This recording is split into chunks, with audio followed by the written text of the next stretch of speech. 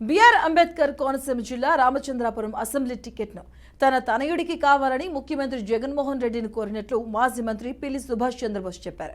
ఇక ఈ నేపథ్యంలో సీఎం తన నివాసానికి బోస్ను పిలిపించి టికెట్ కేటాయిస్తామని హామీ ఇచ్చారన్నారు. ఇక తన కుమారుడికి ఆదరణ ఉంది కాబట్టే టికెట్ వచ్చింది అని చెబుతున్న ఎంపీ పిల్లి సుభాష్ చంద్రబోస్తో మా ప్రతినిధి సాంబశివరావు ఫేస్ టు ఫేస్.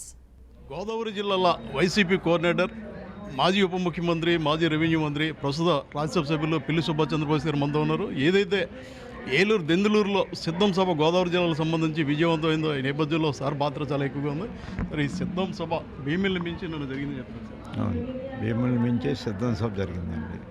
అంటే వైఎస్ఆర్ కాంగ్రెస్ పార్టీ కాస్తలో well prepared to face the elections. సరే, ఈ రామచంద్రపురం సీటుకి సంబంధించి గతంలో మీరు చెప్పారు ఖచ్చితంగా ముఖ్యమంత్రి గారు నన్ను పిలిపించారు, మాట్లాడారు, నాకు న్యాయం జరుగుతుందని. అదే న్యాయం జరిగిందో ఎలా ఫీల్ అవుతుంది? వాస్తవాన్ని అర్థం చేసుకున్నారు, వాస్తవాన్ని అర్థం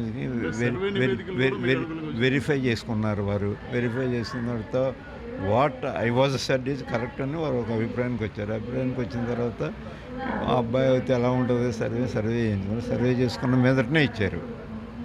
సీఎం గారు నేరుగా మిమ్మల్ని పిలిచారు, మాట్లాడారు, మీకు హామీ ఇచ్చారు, సర్వే చేస్తామని. సర్వే జరిగింది అని టికెట్ జరిగింది. సర్వే చేసిన తర్వాతే వచ్చింది. అదే కానీ నేను చెప్తున్నానండి, సర్వే చేసిన తర్వాతే what my allegation is what I have said it is proved. Sir, మీరు గోదావరి జిల్లాలో కోఆర్డినేటర్గా ఉన్నారు. కాకినాడ జిల్లాకు సంబంధించి 3 సిట్టింగ్ ఎమ్మెల్యేలు పక్కన పెట్టారు. ఆ ఎఫెక్ట్ అని ఉంటుందంట. ఏమండి, అంతా ఎవరన్నా ఎవరేమనుకున్నా వైఎస్ఆర్ కాంగ్రెస్ పార్టీ తీసుకున్న అధ్యక్షులు జగన్మోహన్ రెడ్డి గారు తీసుకున్నటువంటి నిర్ణయానికి ప్రజలందరూ వారు వెనకాల ఉన్నారు. సర్వే రాకపోతే చేస్తారు.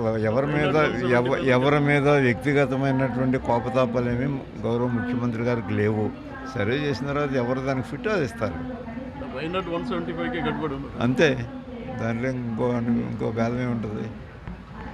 ముఖ్యమంత్రి జగన్ ఏదైతే వైనాట్ 175 అన్నారో దానికి కట్టుబడి ఉన్నాం. రెండోసారి అధికారులకు వస్తున్నాం. ఇక బోసు గారు కుమారుడు విషయంలో ముఖ్యమంత్రి నన్ను ఇంటికి పిలిపించి మాట్లాడారు. నా కుమారుడు విషయంలో సర్వే చేస్తున్నారు, సర్వే చేయించారు. సర్వే అనుకూలంగా ఉంది కాబట్టి అక్కడ సిట్టింగ్ మంత్రిని మార్చి నా కుమారుడికి సీట్ ఇచ్చారు. నేను గెలిచి రిటర్న్ గిఫ్ట్ ఇస్తాను సీఎం గారికి బోసు గారు చెప్పడం జరిగింది. కెమెరామెన్ దర్బాబుతో సాంబశివరావు, బీఆర్కే న్యూస్, కాకినాడ.